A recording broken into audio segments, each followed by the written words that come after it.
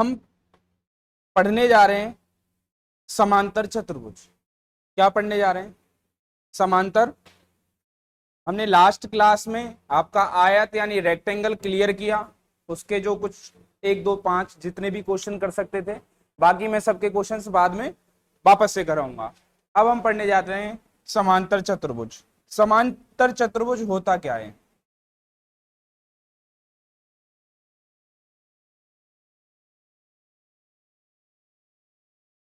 कोई ऐसा चतुर्भुज जिसकी आमने सामने की भुजाएं बराबर हों, आमने सामने की भुजाएं बराबर हों और आमने सामने की भुजाएं समांतर भी हों। आमने सामने की भुजाएं समांतर भी हों, मगर इसके एंगल्स कभी भी 90 डिग्री के नहीं होते। अगर 90 डिग्री के हो जाएंगे तो क्या बन जाएगा? आयत यानी रेक्टेंगल बन जाएगा। और 90 डिग्री के नहीं है तो क्या बनेगा? क्या बनेगा? क्या बनेगा? अगर मैं इसका नामकरण कर दूं ए बी सी और डी, तो लिख लेंगे इसमें क्या क्या है। ए बी बराबर तो है सी डी, बी सी बराबर आएगा ए डी।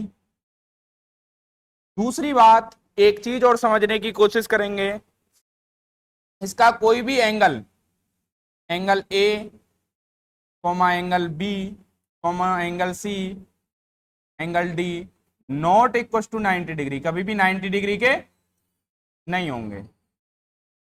तीसरी बात, इसमें ए बी किसके पैरेलल है? सी डी के।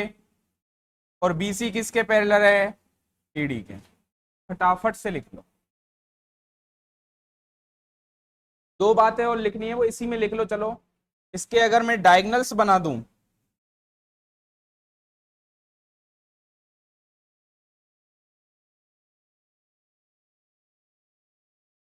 डायगनल्स, इसको नाम दे दिया मैंने D1 और इसको नाम दे दिया मैंने D2। यहां कभी भी D1 बराबर नहीं होता है D2 के, और D1 परपेंडिकुलर भी नहीं होता है D2 पर। परपेंडिकुलर का मतलब है यहां कभी 90 डिग्री का एंगल नहीं बनता है। देखो, नेक्स्ट इसमें जो समझने की बात है,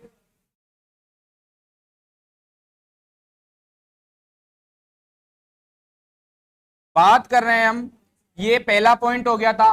अब अगर हम एक दूसरा पॉइंट सीखें, उसके बारे में बात करें, कभी भी इसके डायगोनल्स एक दूसरे के बराबर नहीं होते। पहली बात तो पता चल गई। हमने आयत के अंदर यानी रेक्टेंगल के अंदर पढ़ा था कि इसके जो डायगोनल्स हैं ये चारों आपस में बराबर होते हैं, इक्वली बाइसेक्ट करते हैं, मगर इसमें ऐसा नहीं होता है। क्यों नहीं होता है समझ लेते हैं। मुझे एक बात बताओ, ये तो इसके बराबर होगा ना, और ये इसके बराबर होगा, कोई दिक्कत? अब मुझे एक बात बताओ, अगर मैं इसको ओ नाम देता हूं, तो triangle A O B and triangle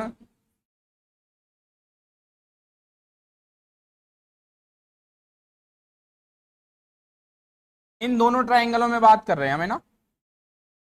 मुझे एक बात बताओ, दोनों में क्या ए बी बराबर सी डी है क्या? दोनों में ओ वाला एंगल शीर्षाभिमुख या वर्टिकली अपोजिट होने के कारण बराबर है क्या? दूसरा, इसको अगर मैं नाम एक्स दूं तो ये भी क्या एक्स होगा क्या? क्योंकि जेड की फॉर्म में बन रहा है, एकांतर या अल्टरनेट एंगल है।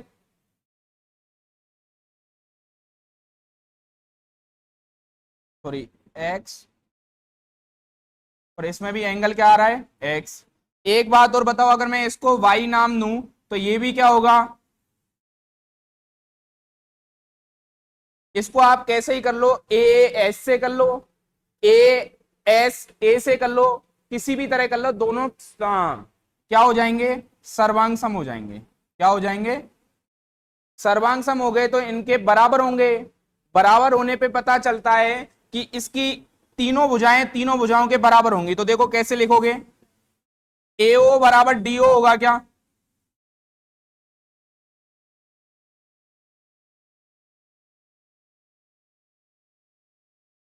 उल्टा लिख दिया।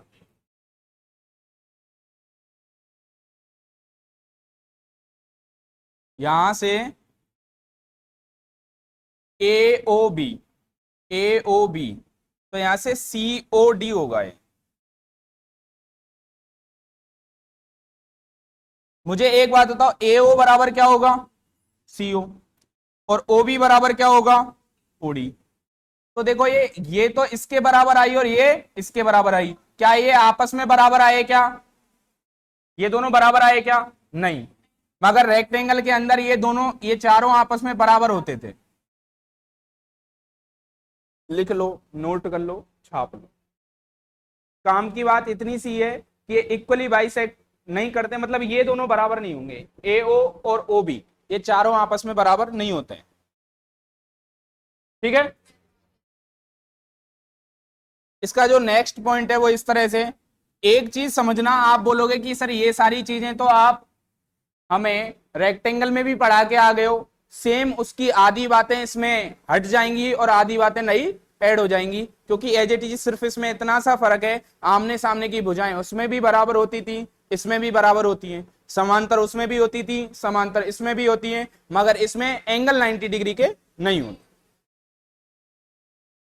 नाम दे दूं मैं, ए बी सी और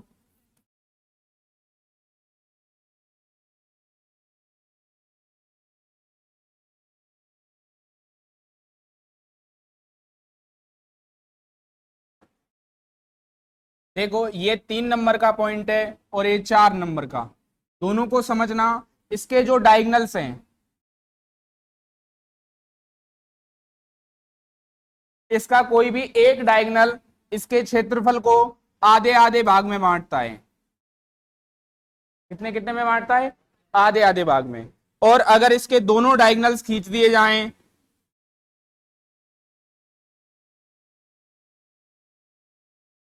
तो ये इक्वली 4 पार्ट में डिवाइड हो जाता है। क्या ये पॉइंट उसमें भी पढ़ा था क्या हमने? फटाफट से लिख लो, कोई दिक्कत? चलो देखो, इसमें जो 5th पॉइंट है,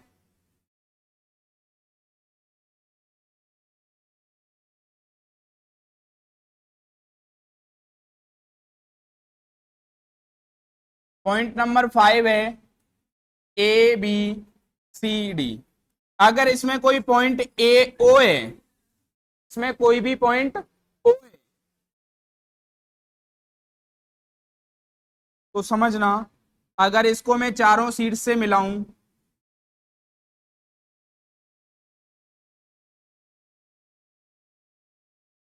इसको नाम A1 दूं, इसको A2 दूं, इसको A3 और इसको A4, तो क्या A1 plus A3 equal to A2 plus A4 होगा। ये हमारे रेक्टेंगल के अंदर भी था और यहां पर भी है, लिख लो। प्रूफ करके बताऊं क्या? हम लास्ट में कर चुके हैं, उसी तरह से प्रूफ होगा। एक बार हल्का सा देख लो इसको, कि अगर मैं यहां से परपेंडिकुलर खींचता हूं तो ये क्या बनेगा? H1, इसको क्या मानेंगे? H2। इसका टोटल एरिया होता है L इंटू बी, या कह सकते हो एरिया होता है इसका base into height, base into, और अगर इसका देखोगे तो क्या होगा? बेस इंटू बेस क्या है यहाँ पे? ए बी, और हाइट क्या है? H2।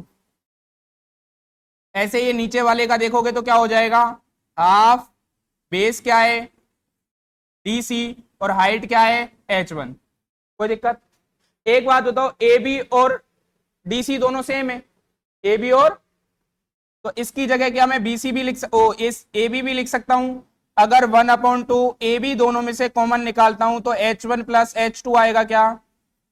H1 प्लस, और H1 प्लस H2 ही क्या पूरी हाइट बन जाएगी क्या? तो ये क्या हो गया? Half base into height. इसका टोटल क्या एरिया था? बेस इंटू हाइट, और इन दोनों का मिला करके कितना हुआ है? इसका आधा, तो बचा कुचा आधा हो जाएगा क्या? ये उसमें भी समझाया था, इसमें फिर समझा दिया। दूसरी चीज है, एक हमने उसमें पढ़ा था AO का स्क्वायर प्लस OC का स्क्वायर इक्वल टू ओबी का स्क्वायर प्लस ओडी का स्क्वायर। क्या ऐसा पढ़ा था क्या? इसके अंदर ये नहीं होता है,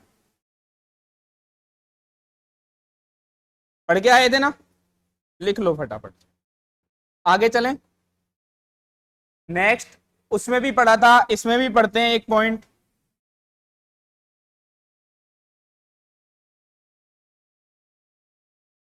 इसके भी डायगोनल्स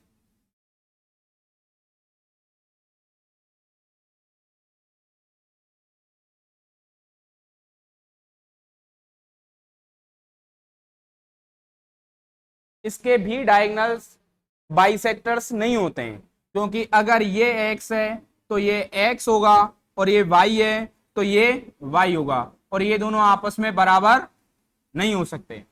एंगल बाइसेक्टर क्या होता है कि किसी भी एंगल को दो इक्वल पार्ट में डिवाइड करने वाला क्या कहलाता है? Angle bisector. यहां लिख सकते हैं कि इसका विकर्ण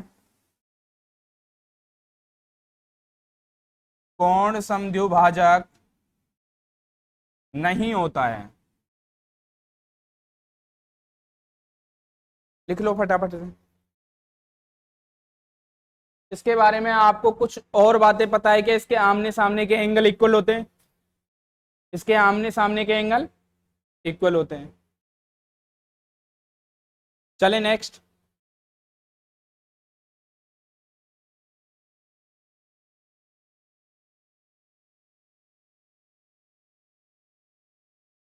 देखो समझने की कोशिश करेंगे। इसके आमने सामने के एंगल क्या होते हैं? बराबर।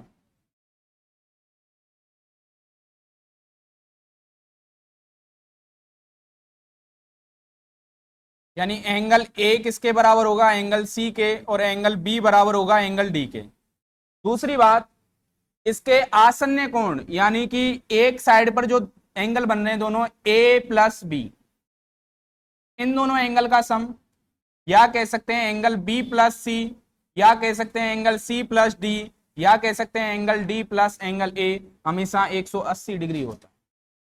किन्हीं भी दो लगातार कोणों का योग कितना हो जाएगा? 180। लिख लो। यानी कि एक चीज समझ लो, अगर ये x है तो ये भी x होगा, और ये वाला 180 माइनस x होगा। कोई दिक्कत? यानी इन दोनों को जोड़ने पर कितना आना चाहिए? 180। आपसे डायरेक्ट क्वेश्चन बहुत बार पूछेगा कि अगर ये एंगल मान लो 70 डिग्री है तो ये कितना होगा। कोई भी एक कोण दे करके चारों कोण पूछ सकता है। मैं एक बार आपको करके बता देता हूं, सिंपल सी बात है। वो कह रहा है कि ये वाला एंगल कितना है? 70 डिग्री। चारों एंगल पूछे हैं, ये 70 है तो सामने वाला भी क्या हो जाएगा, और इन दोनों का सम कितना आना चाहिए? यानी कि ये कितना होगा? 100, और ये भी कितना हो जाएगा? 100।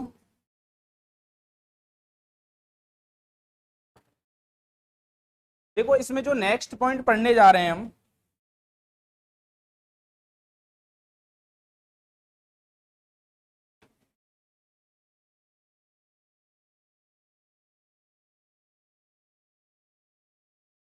वो हमने ट्राइंग ओ रेक्टेंगल के अंदर भी पढ़ा था। इसमें वापस से पढ़ते हैं, मगर उसमें और इसमें थोड़ा सा फर्क है, वो एक बार देख लेना।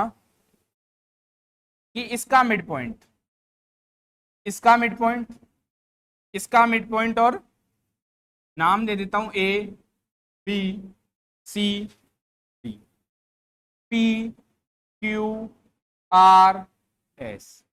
एक बार लिख भी देता हूं मैं कि पी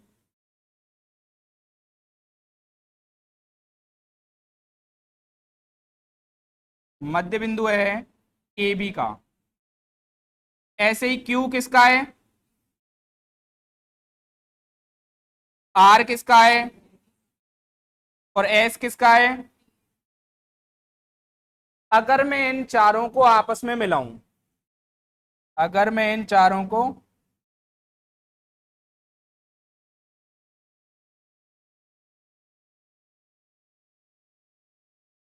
तो जो पी क्यू आर है चतुर्भुज पी क्यू आर एस, वो हमेशा क्या होगा? समांतर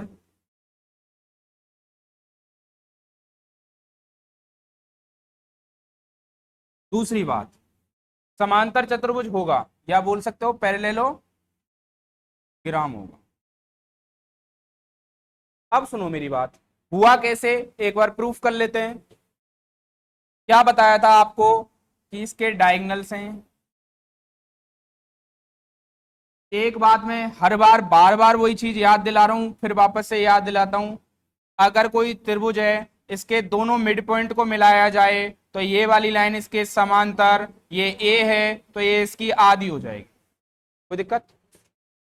अगर मैंने इस डायगोनल को नाम दिया है D1 और इस वाले डायगोनल को नाम दिया है D2, तो अगर इस वाले त्रिभुज की बात करूं तो ये वाली लाइन क्या हो जाएगी, इसके समांतर और आधी। ऐसे ही इस वाले के अंदर ये हो जाएगी इसके समांतर और आधी। इसमें देखा जाए तो ये इसके समांतर और क्या हो जाएगी, ऐसे ही ये क्या आएगी D2 अपॉन। कोई दिक्कत? अगर ऐसा है तो क्या आमने सामने की भुजाएं समांतर हो गई?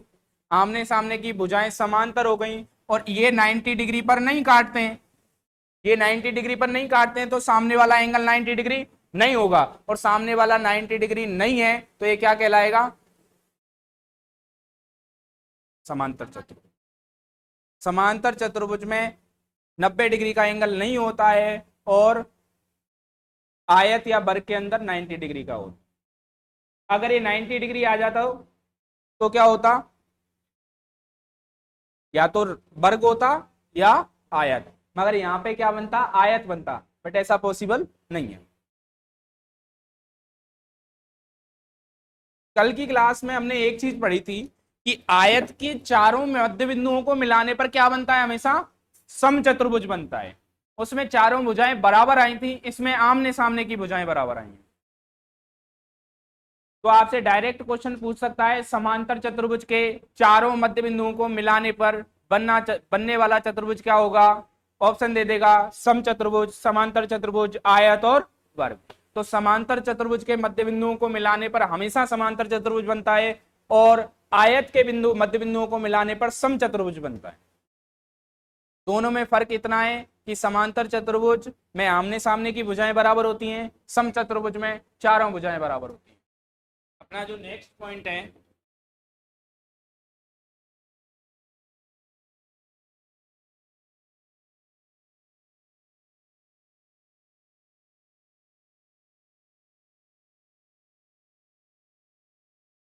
अगर इसके एंगल वाई सेक्टर को और इसके एंगल वाई सेक्टर को आगे बढ़ाया जाए, इसी तरह इसके एंगल वाई सेक्टर को और इसके एंगल वाई सेक्टर को आगे बढ़ाया जाए, समझना। ये नाम दिया मैंने ए, बी, सी और डी। ये डी है, ये डी का आधा है तो ये भी डी का, ऐसे ही ये सी का आधा है तो ये भी सी का।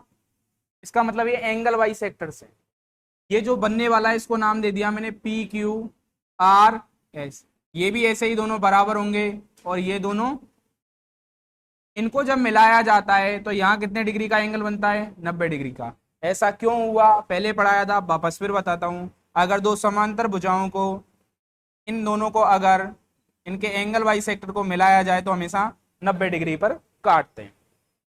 मुझे एक बात बताओ, ये 90 डिग्री है, ये 90 डिग्री है, ये आमने सामने के बराबर होंगे तो ये भी क्या हो जाएंगे। अब अगर किसी भी चतुर्भुज के चारों एंगल 90 डिग्री हैं, या तो वो वर्ग होगा या आयत, या तो स्क्वायर होगा या रेक्टेंगल, मगर ये आपका क्या होगा, रेक्टेंगल होगा, आयत होगा।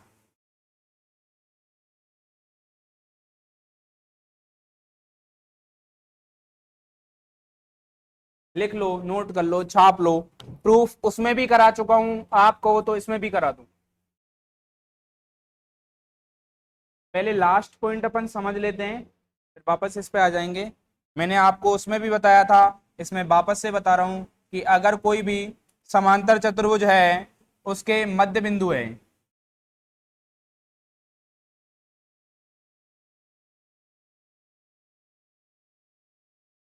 ऐसे ही ये इसका मध्य बिंदु है, इनको मिलाया जाए तो ये इसके विकर्ण को 3 बराबर भागों में, यानी ये वाला, ये तीनों बराबर होंगे। क्या आयत के अंदर भी यही समझाया था मैंने? नामकरण कर देता हूं, ए बी सी डी, इसको बोला पी और Q. P is mid point of A B and Q is mid point of C D, ठीक है। और ए सी इज डायगनल। अगर ये डायगनल है, इनको नाम दूं मैं ई और एफ, तो क्या होगा? A E equal to E F equal to F C, लिख लो।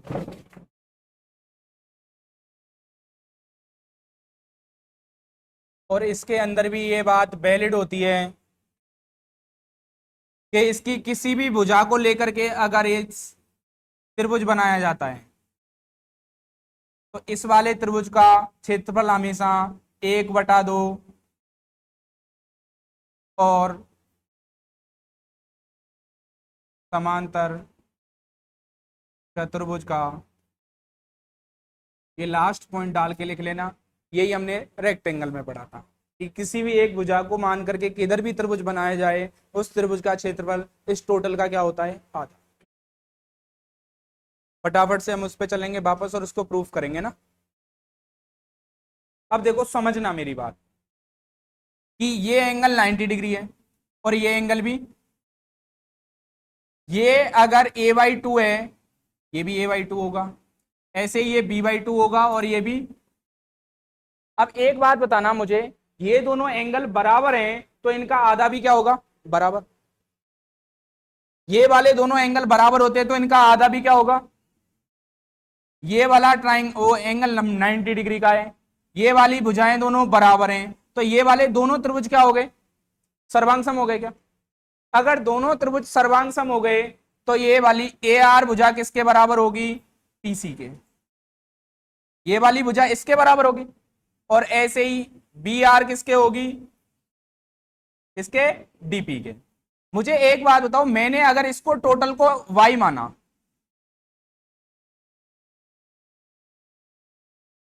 अगर मैंने इस टोटल को क्या माना? y, और इसको माना x, तो ये वाली क्या y माइनस एक्स होगी क्या? और अगर इस टोटल को y माना था तो ये भी क्या y होगी क्या? चलो इसको तो प्रूव करने की जरूरत ही नहीं है। इस वाले को माना था, अगर इसी तरह मैं इसको क्या मानता हूं? क्या? हाँ, सेम वही होगा। ये y माइनस एक्स है तो ये भी क्या होगी? y minus x. और अगर इसको कुछ भी मान लो अपन, इसको कुछ भी जैसे मान लो p माना, तो ये दोनों भी बराबर आएंगी और ये दोनों भी। आमने सामने की भुजाएं बराबर होती हैं रेक्टेंगल के अंदर, और चारों एंगल कितने डिग्री के होते हैं? 90 डिग्री।